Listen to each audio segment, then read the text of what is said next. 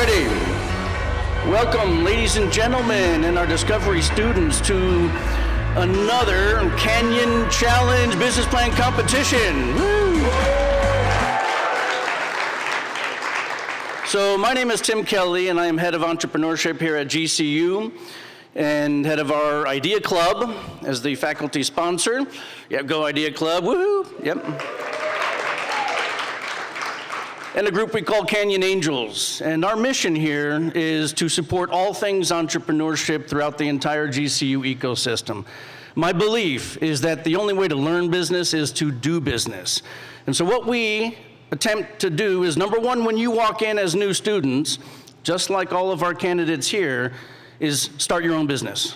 So this competition is designed to help you go through that gauntlet of proving your business and making it real, right? That's number one. Number two, let's say you're not ready to start your own business.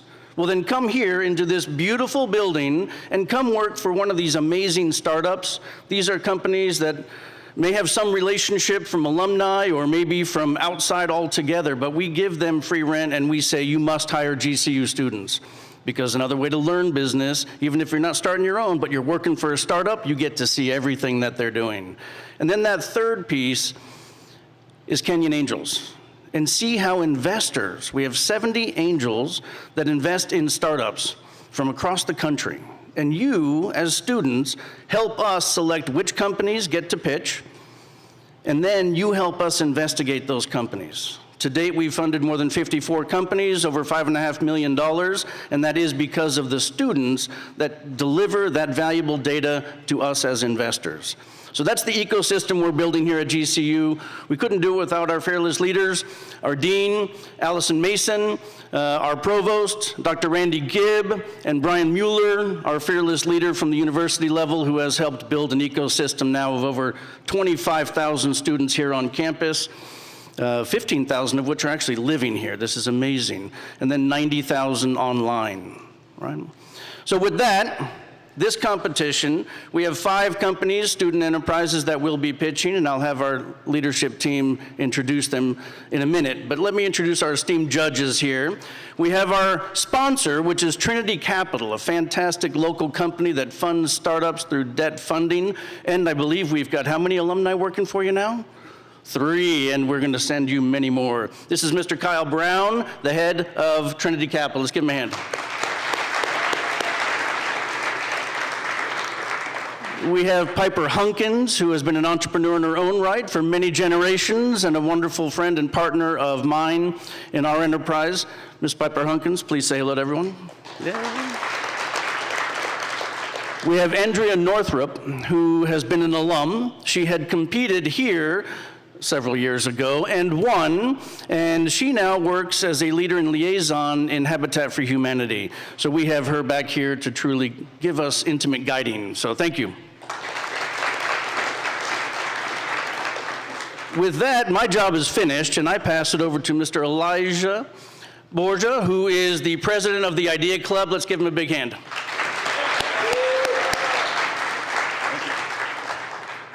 Oh, this one, sweet. Hello, everybody. Like Tim said, I'm Elijah Borja. I am the president. I have the honor of being president of Idea Club this year. And I'm just going to open us up in a prayer. So please bow your heads, take off your caps, and let's pray together.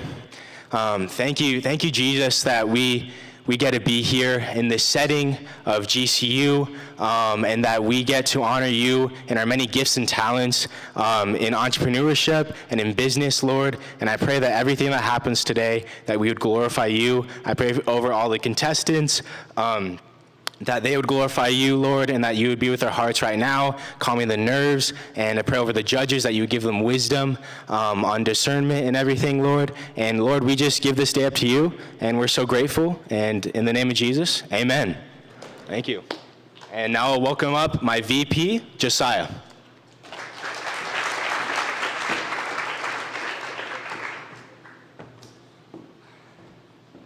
All right. Welcome, everyone. My name is Josiah Corey. I'm the Vice President of Development and Operations for Idea Club, and I just kind of want to talk about some things that we changed this year. All of us as leaders were kind of thrown into this. We weren't prepared. I'm the only one that had club leadership with the finance club here at GCU. And we really came into this and wanted to create the resources to give to students to actually be able to form their own businesses. Because before, you'd come to club meetings, you'd get some mentorship and leadership from the previous club leadership, but we've really tried to build like a network ecosystem, helping students get to other events off campus to network. We even have dreams of like blowing this thing up and getting it into the GCU arena next semester, which, cross your fingers, we really want to do that. But we're just trying to, really be servant leaders to the ones that we're serving, which is the students that attend our clubs. And we really appreciate you guys for all the work that you guys have done, and I wish you the best of luck.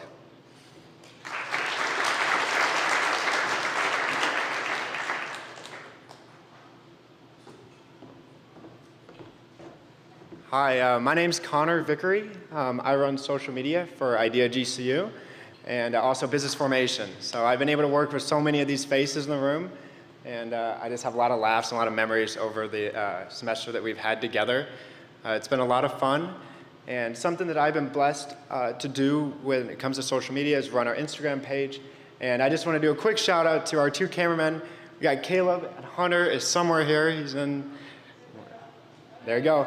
Yeah, he's looking good in the suit over there. Give a round of applause for them.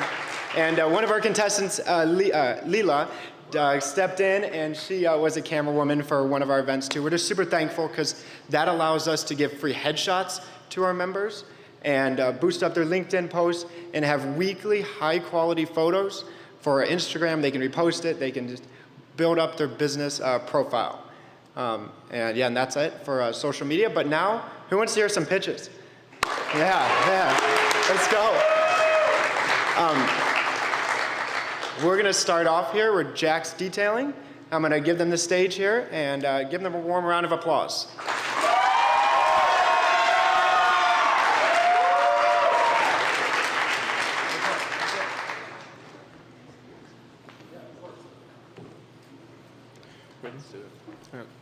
I'm Jackson Godwin. I am the CEO of Jack's Detail Garage. I'm Anthony Ibarra, Creative Director. And I'm Luke Bates, I'm the Marketing Director. And we're Jack's Detail Garage. Right. Our mission statement: Jack's Detail Garage provides quality, faith-based car cleaning products and services for your convenience and satisfaction. Well, we had a video, but so what we do as a business, we are a detail supply company. That means that we manufacture products like these for detailers and for enthusiasts alike. We aim to bridge the gap between the expensive enthusiast products that you get, at stores and the bulk detailing products that are a little bit harder to use for the everyday person. So we aim to be the middle ground between those. Our other venture that we have is our mobile detailing service. That means that we come to you and do any level of service that we provide at your house, at your parking garage, wherever your car is, whatever works best for you. Another thing that we care a lot about here at Jack's Detail Garage is conscious capitalism and business as ministry, which is something we'd love to tell you more about when we have a little bit more time. Yeah, so you got a problem here in Phoenix. You're surrounded by this vast desert. Now this desert is going to leave you with a dirty car due to the haboobs and all the dust storms that happen in the area, along with in our parking garages. Those street sweepers come in and they mess up your car, they leave them dirty. So what are you going to do? You're going to take it to a drive-through car wash, right? And that is not the answer. It is going to leave you with paint scratches and a lower resale value on your car. So maybe you're a little smarter than that. You want to do it yourself. You're going to buy some poor detailing products, and they're going to leave you with the exact same problems that drive-through car wash will. So Jack, what are you going to do? The solution, Jack's Detail Garage. So we already know that a drive-through car wash is not the way to go, as he said. So your only options are a detail service or to just do it yourself. So if you decide to go with a detail service, Jack's Mobile Detailing is there. We do everything from maintenance details like a wash and a vacuum all the way up to paint protections, paint corrections, ceramic coatings, fully mobile. If you decide to do it yourself, we're also your guy. Jack's Detail Garage has very high quality products that have been tested in the field, which you'll hear about in a second. And something that makes us unique is not only our variety of products, but a lot of other brands try to just jam all their instructions on a bottle, and it's super vague, how to use it, whereas we just put a QR code. It's modern, it's simple, and you can go to our website where we have tutorials and more detailed instructions on not only the best way to use our products, but the most cost-effective for you. So we've talked a lot about who we are, and we're going to talk about what our future is, but here I'm going to highlight what we've done. So as you can see, well, as Jack talked about, we moved down from Ohio down here to Phoenix, so our biggest problem was building that base back up here. Accounts reached at 6,000, which is a big number, and then 40% of our followers are from the Phoenix area. You know, we found the answer to that solution. Website tabs 150, so our website and our Instagram are linked directly, and they are going straight from our Instagram over to our website. Now, average duration on the website is 3 minutes and 2 seconds, so they're spending time on the website. You know, it only takes a couple seconds to fill out that contact form, but they're spending some time on there, looking at our products, and they're looking at what we're doing. And then unique visitors, again, is 328, so people are spending time down here, especially from Phoenix. Yeah, and as far as what we've done on the business side of things behind the scenes, Jack's Mobile Detailing, a little bit of our history started in 2020, so we've been going for about 2 years now. Over summer 2022, we had a revenue of $14,000, where 100% of that was invested right back into the company. Some of that was at business expenses at the time, but the majority of it was into the development of our product line, which is right in front of you guys. As far as Jack's Retail Garage, which is our current venture, we have partnered with Canyon Ventures. We have a spot over here. We've built our inventory. We've filled a few hundred bottles so far. We're partnering with local car clubs and communities to get in, because that is our target market. Even though our website just launched yesterday, we've initiated in-person sales already, and our pre-sale launched yesterday, and we've already sold quite a few bottles. All right, our future. Our future started yesterday. We've been attending car meets, car shows, and car club events where we intend on becoming consistent vendors to sell directly to our target market. We also plan on tapping into the on-campus student markets, and we will be selling on Amazon starting Monday. Thank you for listening. Any questions?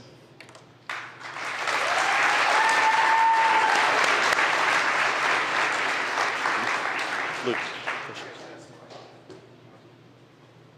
Oh, yeah. Test. Oh, wait, do you want this one? Thanks. Awesome. Thanks, guys. So what part of the business in the future is the mobile detailing versus the, Do you want it? the products, the direct-to-consumer product? So mobile detailing obviously is not as scalable as products. That is something that we plan to keep for as long as it's profitable, whereas the products are obviously the more scalable side of the business, and they're like the main side of the business, if that answers your question. What's the, what kind of margins are you working with on the products, the direct-to-consumer products? Yeah, so as far as revenue, we're looking at an average of right around 75 to 80% on every sale. Our margins are, they're up there, but as far as, you know, the detailing, it's obviously not as high. What are some of the other competitors that are in your market? You had mentioned like car washes and things like that, but what keeps someone from going to their own dealership to get it detailed versus coming to you guys? Well, our quality and our details are, I'd say, a lot higher than theirs. And when detailing products, there is Chemical Guys, Adams Polishes. But Chemical Guys, if you do know that in the chemical detailing industry, their quality has been a lot lower with their price. But compared to ours, we have a great price with great chemicals. And how do you demonstrate quality? So I have quite the background in detailing. So all of these products have been tested for right around 8 months to a year now. And so of the products we've already sold, everyone that has bought them has posted videos using them. I, as a detailer, I've never posted a video using a product, so I was like, that's a pretty good sign for us as far as how well our products work. How does that margin change when you start selling on Amazon? What's the difference there? And maybe talk about what percentage of the sales are going to be Amazon kind of wholesale versus the direct-to-consumer. So the Amazon thing is kind of new to us, but obviously the margins, Amazon's going to take a little bit. And I don't have an exact number for that yet, because we meet with them on Monday about getting sold on Amazon. So we're not to the point of like a fulfillment center yet, but like you said, that's in our future. And as far as how much we'd lose, I don't have an exact number, but our margins, they could change a little bit, but we're pretty confident that they'll stay pretty high.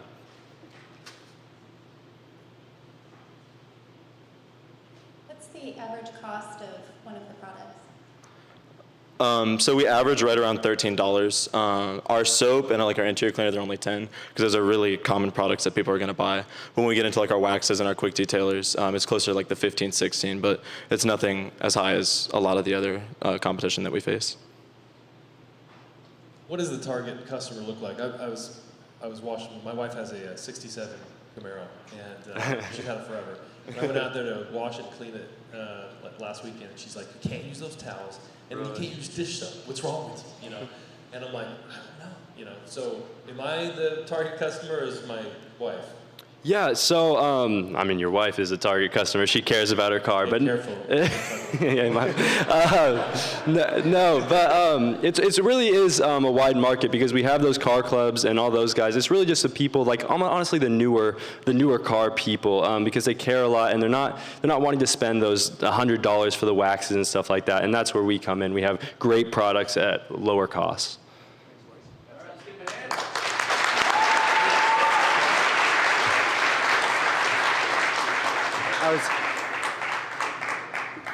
That was Jack's detailing. And next up will be Ollie, Skateboard Rings here. Yep, give them a round of applause.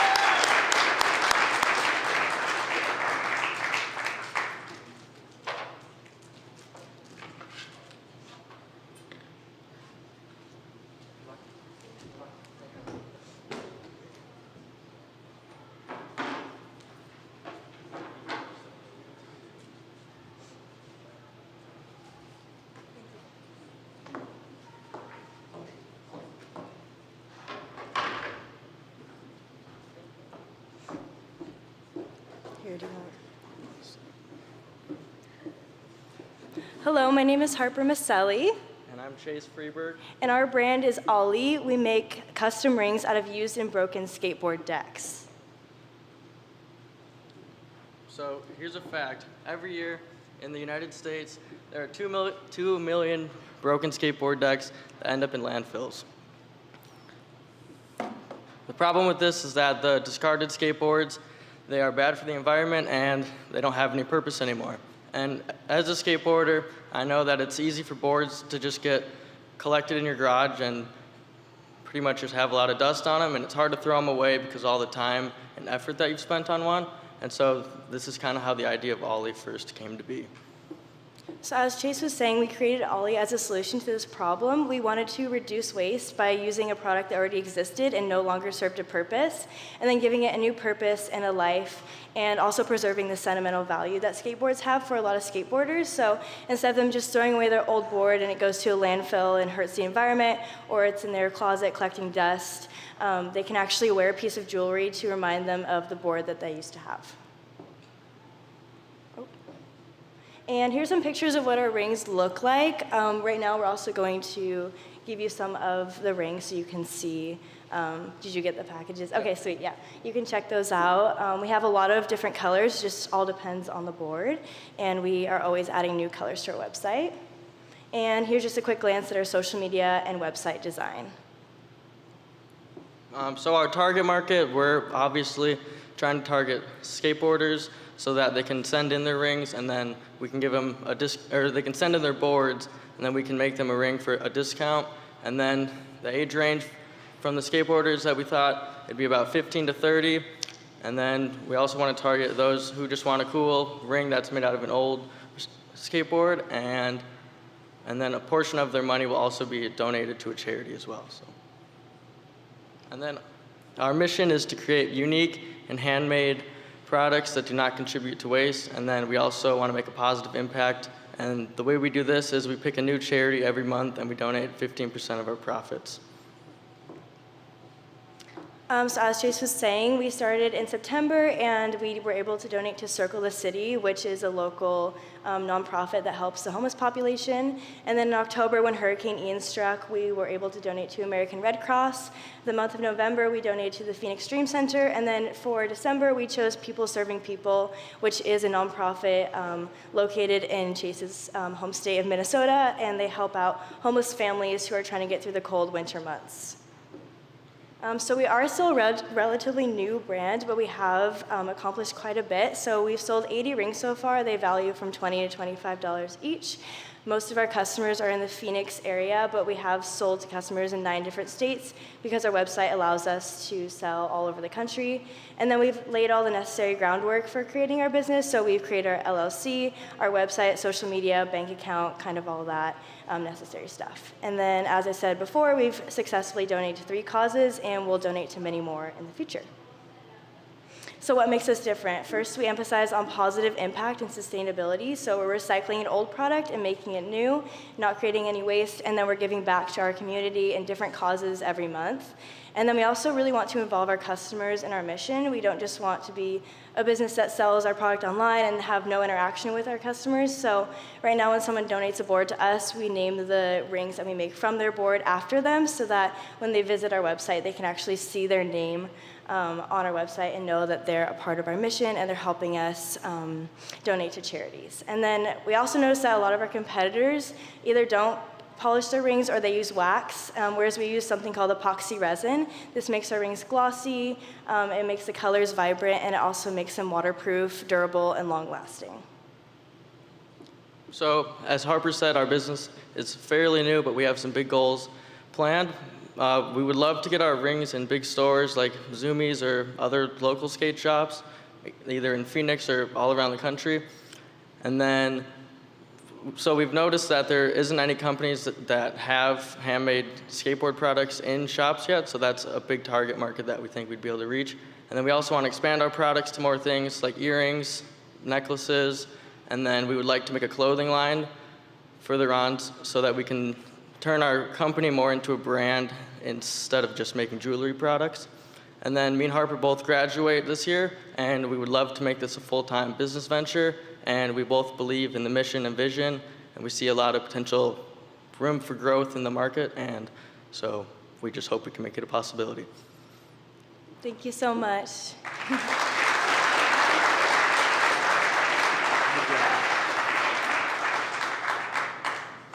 What's the process of making one of these? Like, is it a machine you're printing these with? How manual? So there's a drill. If you look at the boards, it's pretty much like a cookie cutter. I just put a hole in the board, and then I put a hole inside of that hole to make like the ring size out of. And then I put it against a sander to kind of size it on the outside, and then I spin it really fast on a tool to round it and then make it smooth, and then we put the epoxy on it afterwards. How long does that take? It takes me like about 20 minutes to make the ring before polishing them. And then I usually just polish them all, like 10 at a time, because it just helps to save time rather than doing it all individually. The jewelry market is something that's highly competitive. And so to be able to penetrate that market, I know you mentioned going into Zoomies and other skateboard shops, but how do you exactly plan on trying to differentiate yourselves from others? Could you expand on that a little bit? Yeah, well, most of our competitors just sell their rings on Etsy, or they're just smaller websites, whereas we'd be selling in actual stores, which we haven't seen anyone do yet. And we actually have 2 stores in different states that are interested in buying some of our inventory right now. And so are there any other companies that actually make rings out of skateboards? Yes, there are, yeah. And then like another thing that makes us different is that like these companies, they don't really have a set way for people to like send in their own board to make the ring. It's more just they just get old boards and then like sell those to whoever. So it's more personal with our company because it's making a ring out of their old board. So can you talk to us a little bit about that process?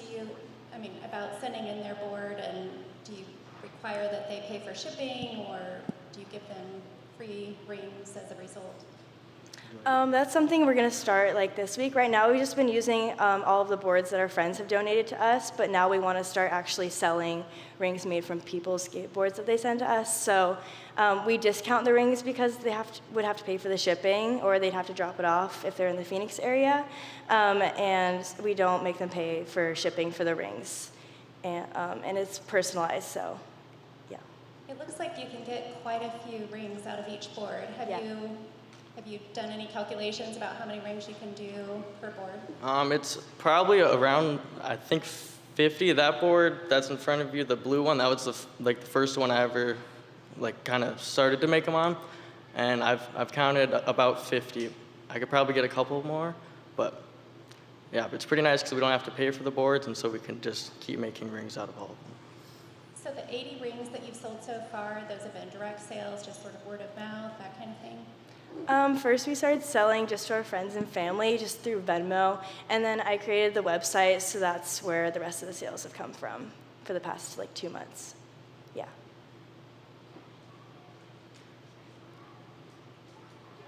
Oh, I have one more, sorry. So even though the boards are donated to you, what other costs do you incur and what's your profit margin? So our current costs have been about $300, and that includes the website, paying for our domain, tools. LLC. Yep, yeah, creating the LLC. And so the profit margins at this point, it's almost 100%. We just have to pay for, there's probably $10 a week that we have to update tools because they get either dull or something like that. And does that include your time? Yes, yep, and time as well. Because because we're making them. Thank you. Thank you. Thank you very much. And it's Chase's birthday today too, so give him another round of applause for that. No, that's such a cool idea. Good job, guys.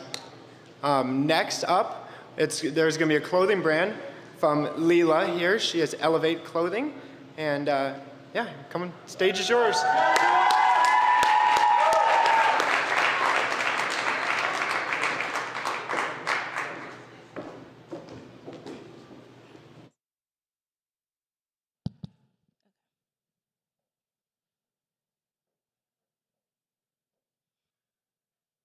This is not activewear. It's a business fit. This is not activewear. It's the most comfortable loungewear. And this, a casual fit. And this, okay, it's activewear. Hi, my name is Leela Lewis, and this is my clothing brand, Elevate.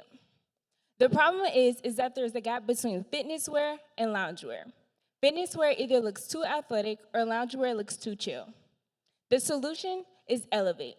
Elevate is a multi-purpose wear brand made for young women to put their best foot forward each day. Want to work out? Wear Elevate.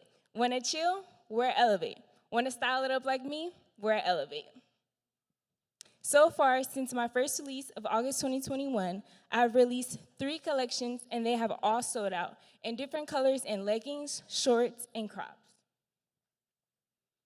And with those 3 collections, I have managed to increase my prices for each set, which has allowed me to increase my profit margin while also keeping all product costs the same. Each set, which is either a crop and a short, or a crop or a legging, costs $12 with an additional $1.50 for a service fee. And so far, I have sold 214 products with a revenue of $5,701 and a profit of $1,167. Most of my sales come from my Instagram shop, Elevate, organically with no pay ads. With our engaging content, spreading God's love through encouragement, body positivity, and self-care tips, Elevate has grown over 700 followers organically with over 100 customers, with Instagram just alone. Our target market for Elevate is college girls between the ages of 18 and 24. And with that information, if only 20% of GCU girls purchase a $50 LS set, potential revenue is over $120,000. Moving forward, I would like to bring different cultures, body types, and races all together. But enough of what I have to say. Let's hear from the Ella girls themselves. Ella girls, where y'all at?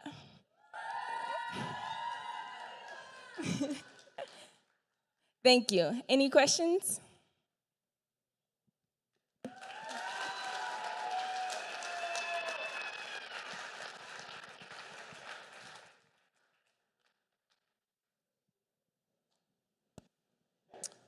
Are you currently making them yourselves, the clothes? So they get made overseas, customized and made overseas. And what about manufacturing as you start to scale a little bit more? Where are you going to do that at? Or have you looked into the cost, and how does that change your margin?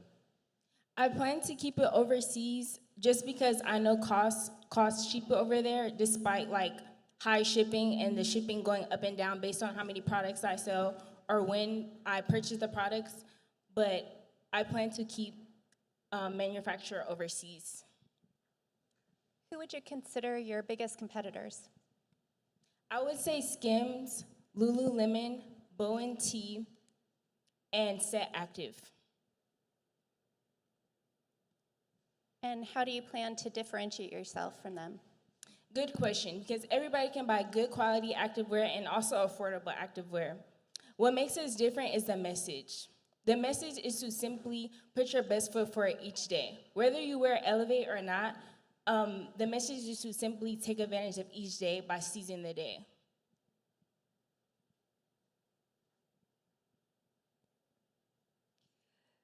So with the looking to go overseas, what is your ability to scale? Because since you've sold out each time and trying to expand into other places to put your product, then how is your ability to meet the demand? I would say expand on inventory and also sizes. Currently, I only have small to large, so I would like to expand my sizes from smaller sizes, from extra small to extra small, and also plus size as well. How do you plan to market that message, that differentiator, which is your messaging? Is it primarily through Instagram, or what other ways you want to market your product? I would say primarily through Instagram. I also haven't tapped into advertisements as well. So through that, and also a brand ambassador program, so allowing different college students across the country to be able to put up flyers, wear Elevate, and pretty much tell the message of the brand.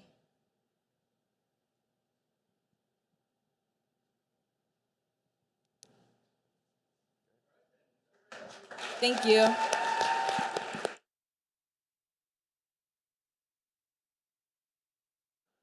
Okay, next, it's going to be Hunter Khan.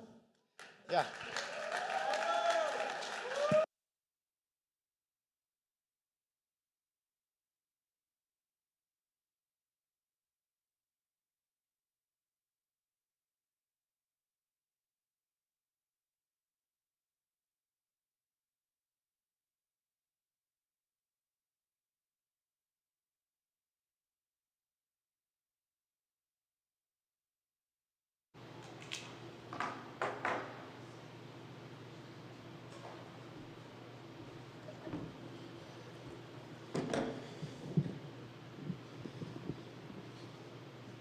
Do you have the wireless mic? It's okay. I'll use this one. Oh, no, it's okay. It's okay. I can use this. Okay.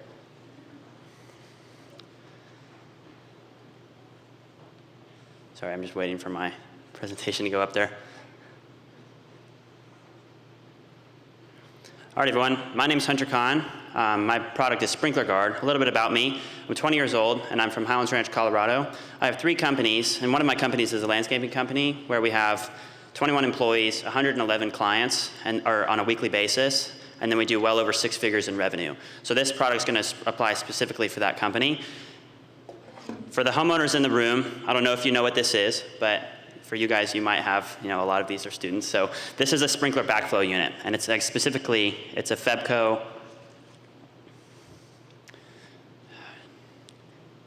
It's a Febco 765. So what this does is it regulates the water from the inside of your house to the outside of your house without letting any water get back inside with contaminants or something like that. It works like this. So at the bottom there at step 1, water comes up the bottom from the inside of your house, and then it goes to the top here. And the top is a pressure lock, so it looks like an umbrella kind of. It's a piece of plastic with a couple of gaskets, and it pops up, and once there's enough pressure, it locks off, and then it's able to flow through the backside on the step 3 there. And what it does is go back into the ground to the solenoid so that your remote control for the sprinklers can get access to it and waters your grass. Part of the problem with these units, especially in the colder states in the Midwest and Colorado, is they freeze. So if you don't properly take care of them, which is blowing them out or draining them, they have the potential to freeze. So at the top, on the top part here, on this metal thing or the black plastic up there, it can crack. And what happens is Febco has a monopoly in the industry, so they can charge whatever they want for the product to be able to, for you to be able to fix it, the piece of plastic. The product, it's $70 to fix the top, and that's without labor costs. So we charge about $90 to do that. The worst problem is if something like this happens where it cracks, and unfortunately, if it cracks like that, you're paying anywhere from $80 to $1,100 to fix it, and it's just a very unfortunate scenario because you can still properly take care of your sprinklers, but sometimes the valves in the basement will leak. So it's happened to a lot of our clients. It's happened to a couple of other companies where you turn the water off to the outside supply, and the valve in the basement, it doesn't work all the way correctly. So unfortunately, water will still leak, and you can lead into this problem.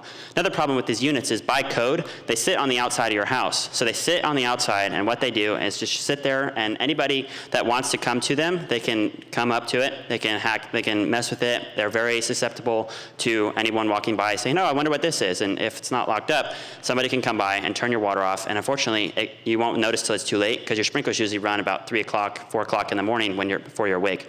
So here's an example.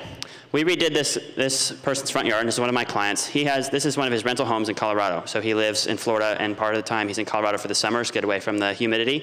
But his grass didn't come back too great, so during the middle of the summer, we put new sod in. This is what it looked like before. I went on vacation for July 4th weekend, and I came back. This is what it looked like. So unfortunately, just from a simple day, a couple of days, somebody turned off the backflow. So behind the fence there on the right photo, the backflow unit's right there. Very, very easy to notice. And during this time, the state of Colorado and the county where I'm in, which is Highlands Ranch, we were under a water ban. So we got permits for this client to water every day, because if you don't water the sod every day, it will end up drying out and dying, especially like you see in Phoenix here during the summer, you have to water every day or multiple times a day. So we got permits for this. Somebody noticed, and they didn't know that we had permits. They came by, they sabotaged this yard, and it ended up costing my client $1,500 in damages after they already forked over $3,000 to have us redo the sod. So 2 days later, me and my crew were back out there, and all we did was redo the sod. It was $1,500, and luckily it made it this time, and I had to go check up on it every day because I didn't want anybody to sabotage it again. This is our product. Let me grab it really quick. This is our first rudimentary prototype. So this is made out of plywood here just to show the ease of use, but essentially what this does is it comes over the back of the unit, and then it clamps down on the top, and then it locks here. And so this was our first product. These are the 3D renderings we've been working with engineers for. So the bottom part is our plastic product, the top one is the metal product, and what it does is it has a combination lock on the bottom, and then you can put your combo in, and then if your landscaper needs access to it to blow out your sprinklers, you can come by and you can unlock it, or they can, whoever wants to can come under, or whoever has access can come and unlock this device and get to it. We're selling these plastic units for $49.99. It costs about $5 to $6 to make them. They'll all be 3D printed. Our profit on that's $44, which is about an 85% profit revenue. And then our aluminum unit's more expensive to make because it's made out of metal, but the longevity of it should pay for itself. And it's $95 that we're selling it for, costs $13 to $18 to make, and it's a $77 profit, which is about a 79% profit margin. Our competition currently for the insulation factor is the bottom right photo here, and that's a sprinkler bag. And what they do is they say they go over the product and insulate it. Everyone in Colorado has these. I'd say over 50% of my current clients have them. And what they do is they go over the top and they say they insulate. If you read the fine print, which most people don't, it says it insulates down to 31 degrees. So a hard freeze is what usually breaks those products. A hard freeze is well below 31 degrees, and you see people all the time that put these bags over and they still have cracked Febco units in the spring. GCU actually, these top two photos, GCU, this is at GCU. GCU goes into ensuring that nobody can tamper with their products because they want to keep the grass green, because we all love the green grass at GCU. But they go by and they go and they lock it up with these chain locks, and then this top part is called a guard shack. And all it does is it only allows the landscapers access into it. So our product fits the residential market for something that already exists in the commercial market, and unfortunately it doesn't exist for the homeowners, the residents. This is a poll I took from my clients. I polled all 111 of them, but our target audience is going to be homeowners or people that have rental homes or Airbnbs. So what they can do is they are able to have access to their unit or have somebody else have access to their unit, and they don't have to worry about any of the renters or the short-term rentals coming in and messing with their system. The poll, we had about 57 people interested. 7 people said they want to buy it, they want it right now. And then 27 of them said we're not really quite interested. And 20 of them said they wanted more information. This is from our polling. And then leads into the next slide here for my numbers. In my county, Highlands Ranch, which is that first bar chart here, we have about 18,307 people that we could potentially market to. What I'd like to do is I'd like to sell it direct to consumer via website, and I want to get into the big box stores as well, because everybody goes to Home Depot and Ace Hardware to get these units before it starts to freeze. They get these bags, and if we're right next to the bags and we can have a nice sales pitch in front of them or on the box, we can sell it to them as well, and they can have a long-term solution for their bag, and it doesn't have any issues. The last way I'd like to do is direct to landscaper via our best practice methodology. So I know a lot of landscaping companies across the county, and what I'd like to do is say, hey, this is going to be our best practice from going forward, and we can go and we can say, we want this on every one of the new homes or new FEBCO units you put on the house. Also, I'd like to sell at the I'm very close friends with a couple of landscape suppliers, so I'd like to be, they're going to help me into their lobbies so we can sell direct to consumer that way, so we have a space to sell already besides online.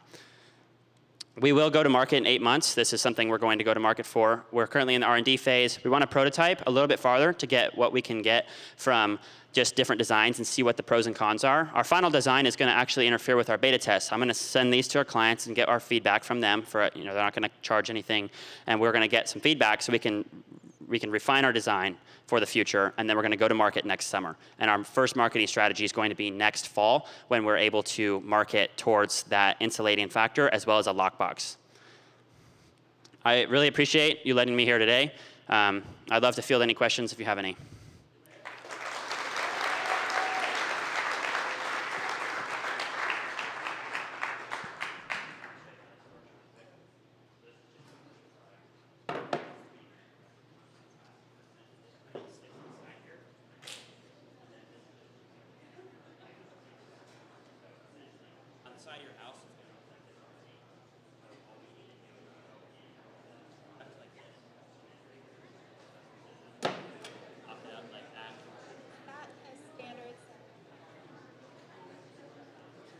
So this is standard.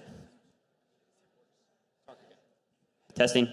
So this is a standard product on the outside of most homes. The configuration is a little bit different. So sometimes it moves to the pipe goes to the left, sometimes the pipe goes to the right.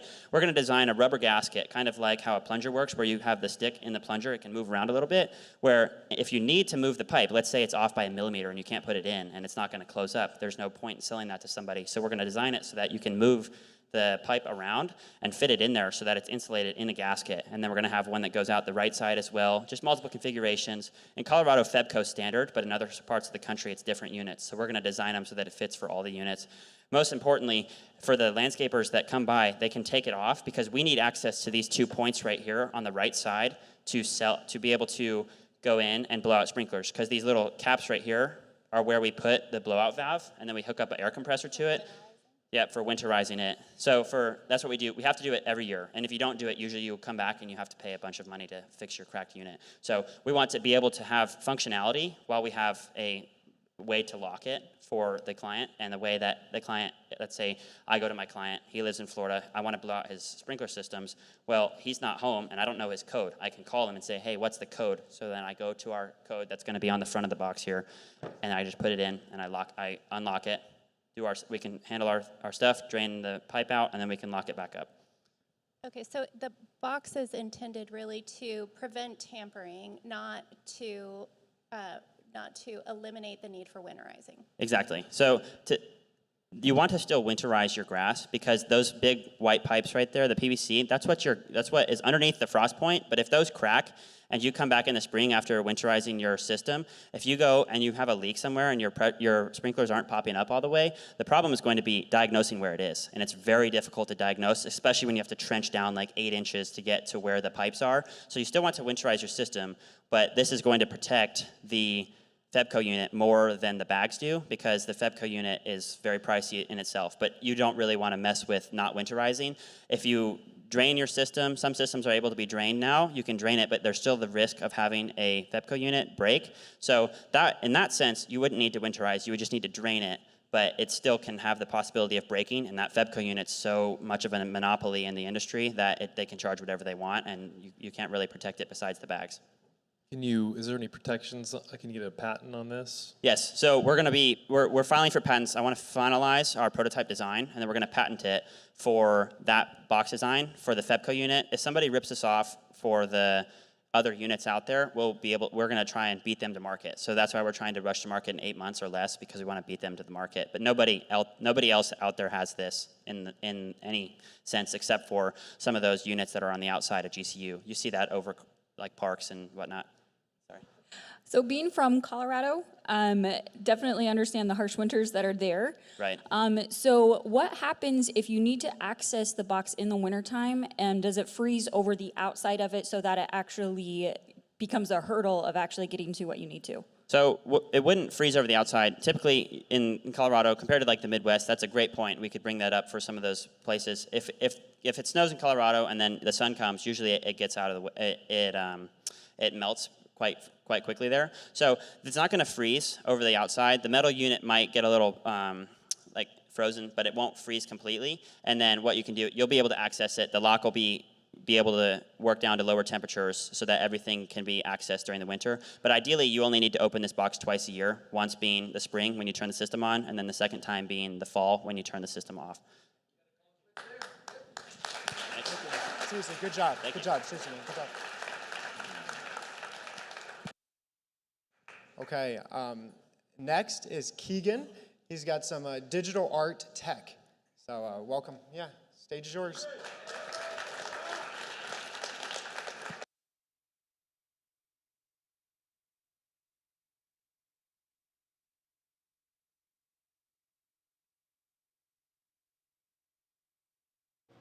All right. Hello, everyone. My name is Keegan, and my company is Artisan.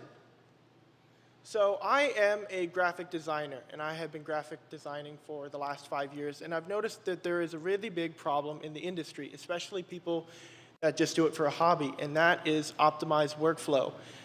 So this is pretty much industry standard right now. You're either using a keyboard or you're using an express key remote. Now, artists are drawing sometimes between 5 to 8 hours a day, and I have to do this every single time I want to do some sort of key command, like undo or copy and paste. And doing that for hours and hours and hours at a time, it's really not effective, and it's also bad on your hands because, I mean, after drawing for about 4 hours, my hand starts to hurt now because I probably will end up with arthritis or something like that because of how much I've used these ineffective tools. So my solution to this is the Comfort Pad, and it's an express key remote, and it looks like this, but this is just a really basic design. It's a 3D model of it, and what it does is it allows artists to save their most used key commands in one device, so they can turn what would be 3 commands on a keyboard into one simple button. So yeah, how it works is it's very simple. There are 5 different buttons on the top, and those are actually toggle switches, so they can move in 2 different directions, forward and backwards, and each one of those is a command. So you could assign, let's say the far right command, you could have it be copy if you move it forward, and paste if you move it backwards. It's completely up to the user. And then the wheel on the side is for scrolling or zooming in and out on the project that you're working on. And then lastly, it has a USB Bluetooth device that you plug into your computer, and then will work flawlessly with whatever software you use. So price point right now, I'm estimating that it will cost around $25 to manufacture, which will go down in price significantly as I scale up.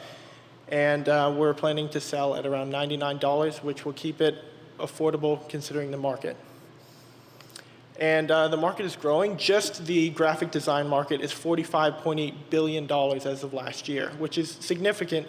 But it'll blow your mind that we're going to be targeting more than just graphic designers. We're going to be targeting animators. We're going to be targeting video editors and all these other different markets. So that's just a portion of what it's going to be. Also, it's changing a little bit because 90% of the graphic designers now are actually freelancers. So those are people working from home. Those are people that want to take up less space on their office or their desk and just be able to work faster and more comfortably.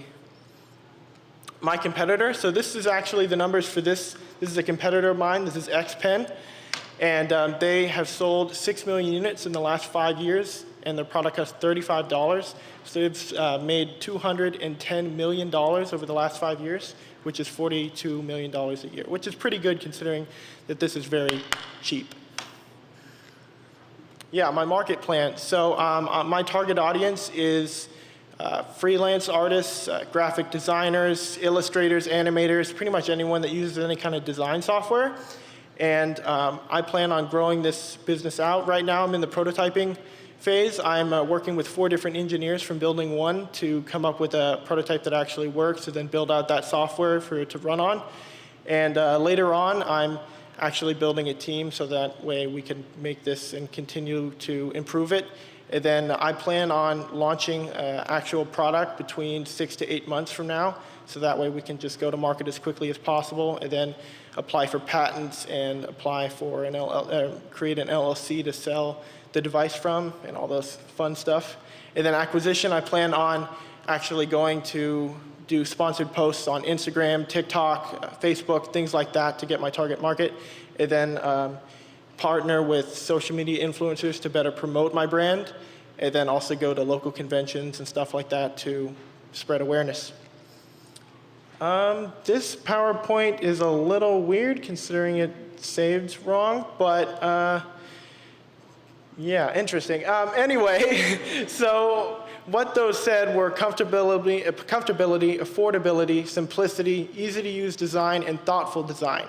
And my product is competing against 3 other brands, which are Wacom, XPen, and Huion, all of which are Japan-based companies because they kind of dominate this market. So I wanted an American alternative to this product that, I mean, my intention is to make it all in America. Even though it would be a little bit more expensive, I want to bring businesses back to the US.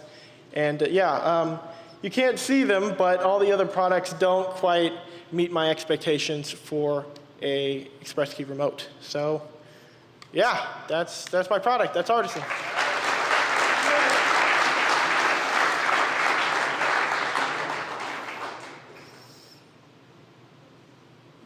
So looking at your problem with the lack of comfortability on your competitors, have you been able to also survey and talk to other graphic designers to see if they agree that that's the same problem?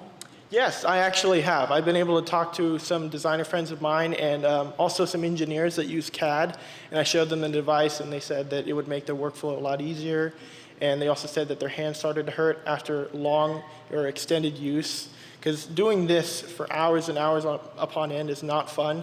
And having to look down every time you do it as well, because it definitely takes away from your efficiency, because you have to look at your product and then look at your command and then look at your product. And it's just, not maximizing efficiency. And so with those competitors, how is your price point in comparison? So the most expensive is Wacom. They're kind of the industry standard if you're going to go in the Express remote, and that's $99. And then the alternative, that one right there, the cheap one, is $35. But it does not last long. I've used that for under a year, and the button already broke. And that was the undo button for how many times I've had to make corrections.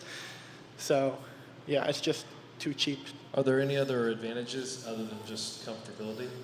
I think the main advantage for this product is ergonomics, because like I mentioned before, my hand already hurts whenever I do it for extended periods of time using that device.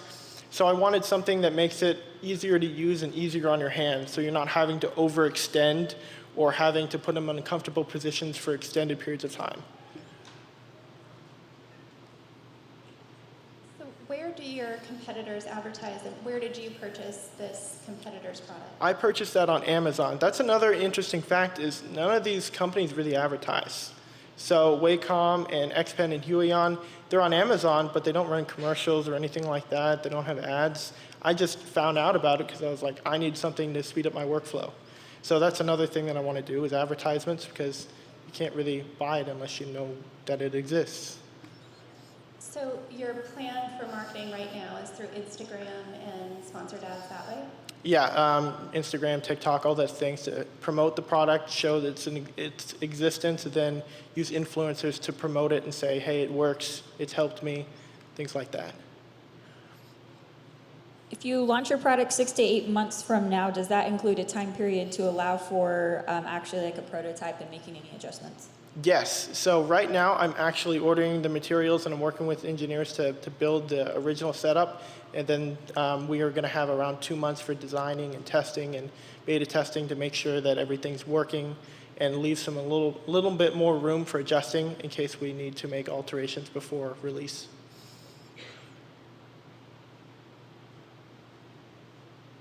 Yeah. Is that all good? Thank you. Thank you, Keegan. That was our last pitch.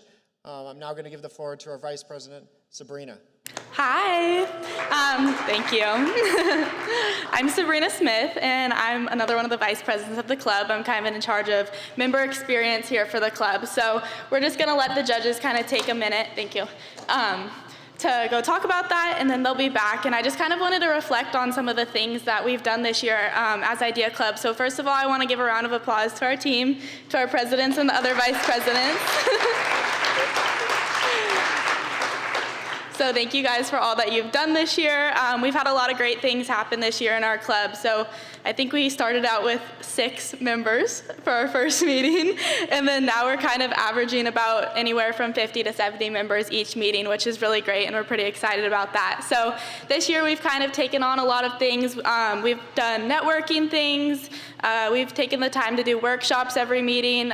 We've done headshots. We've done prototype days.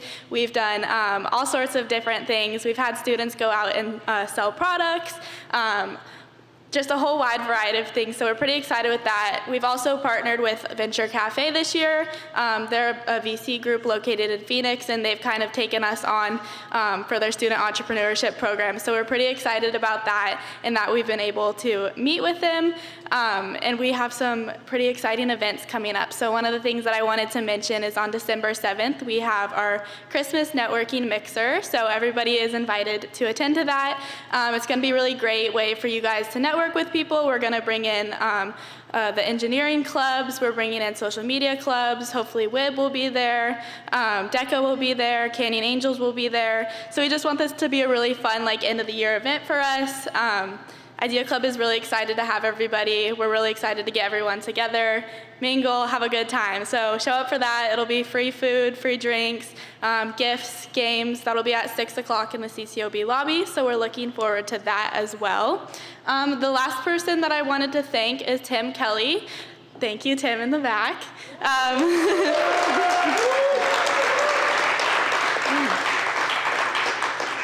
He's kind of been the lead man for us in Idea Club this year, so I just want to thank him for supporting us through everything and making this year happen today. Along with that, I want to give another round of applause to Trinity Capital for today, just for sponsoring this event. So thank you, Trinity Capital. Yay. And then lastly, we're just really looking forward to next semester. So I want to thank everybody for coming today. Obviously, we'll wait for the judges to get back, but next semester we have a lot to look forward to as well. We'll talk a little bit more about it at the mixer, but we have a lot of fun events planned and meetings planned. So we're just looking forward to you guys, and thank you.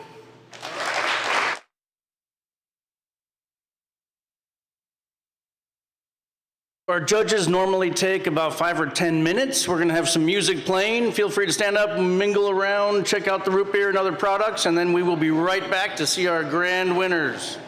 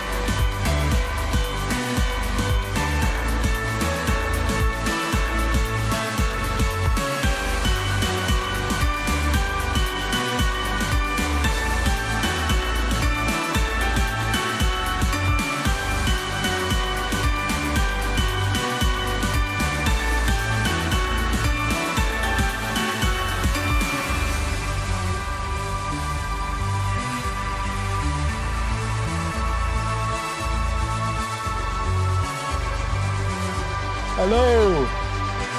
Yep. 1 second. Awesome. Everybody gather around to your seats again. We're going to announce the winner here soon. So please, if you all can make to your seats, that would be wonderful. Awesome, awesome. All right.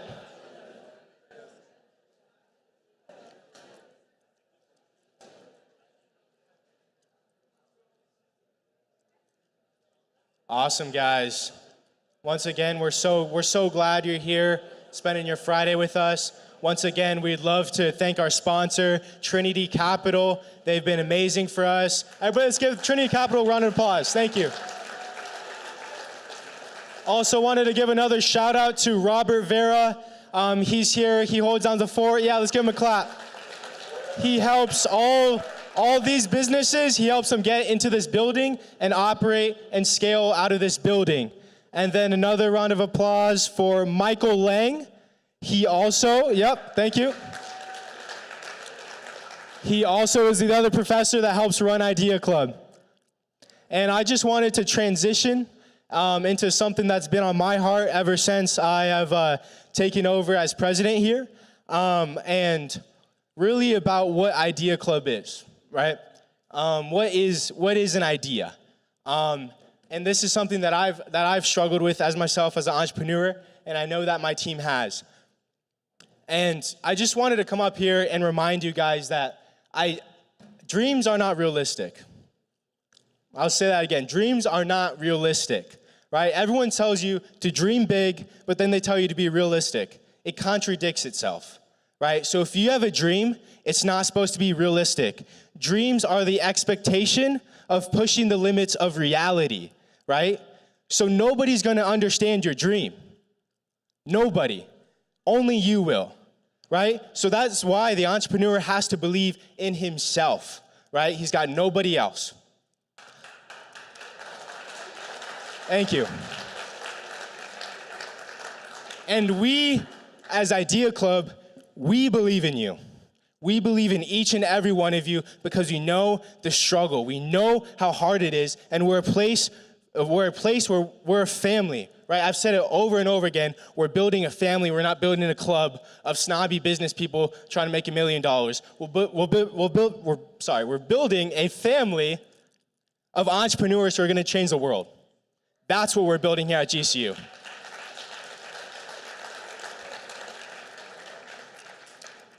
I'm not angry, I'm just passionate. And I'm just gonna close out before we announce the winner with something written out of excerpt of a journal written on the power of thoughts. With one thought, you can change the course of your entire life.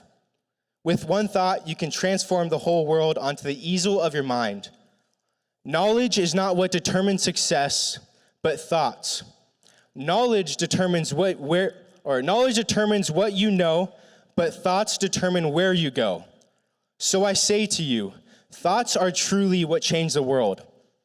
All have the ability to think, to dream, to wonder, to ponder.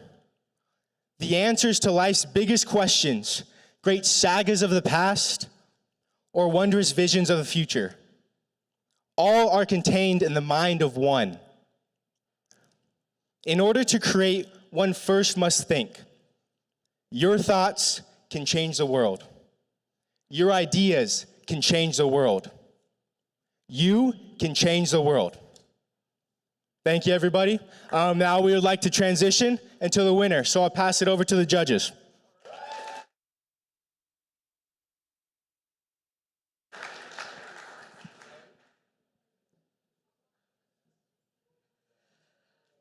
All right, good evening, everybody. It's such a pleasure to be here and to represent being an alum of GCU and to also represent the panel of the judges, the awesome judges that we had. And I'll start off by saying that congratulations to the top 5 for making it this far. And being a previous Canyon Challenge winner myself, it takes a lot of hard work to be able to prep your presentation, but then to also create, cultivate, and steward and do everything else behind the scenes. So there's probably a lot of sleepless nights, a lot of early mornings, and a lot of networking, and a lot of things that go on behind the scenes that people don't see. And so do know that your hard work goes a long way. And so it is a pleasure that we get to announce our top 3. We'll start with 3rd place, and that is Artisan.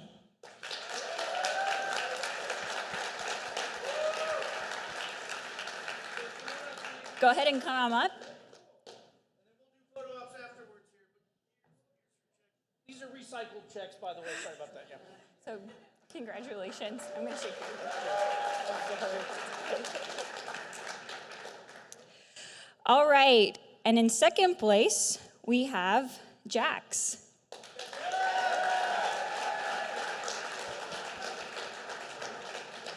You guys have to share that check because we only have 2. Congratulations.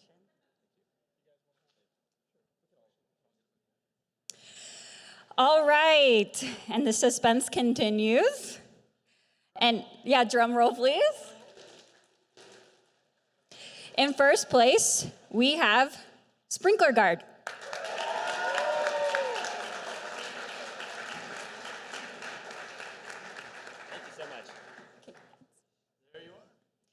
So congratulations to the top 3, and we just also want to give a big hand to Sprinkler Guard in the way you're able to differentiate yourself and to be able to capitalize on the market.